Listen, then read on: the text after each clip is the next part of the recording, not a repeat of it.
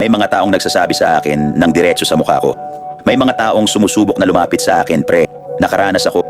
At hindi ako umurong, hindi ako natinag, hindi ako lumayo sa mga tao dahil sa takot kasi.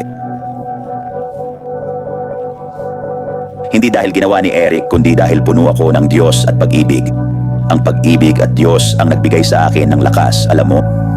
At may isang kapatid na babae, tumawag siya sa akin. Sabi niya, Eric, napanood ko ang mga video mo sa buong mundo. Maganda ang ginagawa mo sa mundo at mabuti na ipinagdarasal mo ang mga walang tahanan. Pero sa tingin ko, di ka dapat manalangin para sa mga tao sa nightclub at kung ano-ano pa.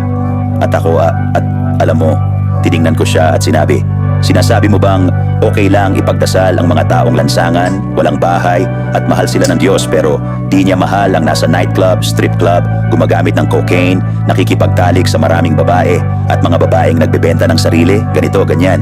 Sinasabi mo ba na ang Diyos na wala silang halaga? Sabi ko, ate, sabi ko, nakikita mo ba ang paghatol sa iyong puso? Parang tinitingnan mo, parang nasa loob ka, ikaw ay tinitingnan mo sila dahil lang wala silang bahay at gumagamit ng droga, ganito, ganyan. Para bang tong mga tao, alam mo, di kailangan si Jesus tulad ng mga ito, lahat ay mahalaga. Walang paborito ang Diyos, ate.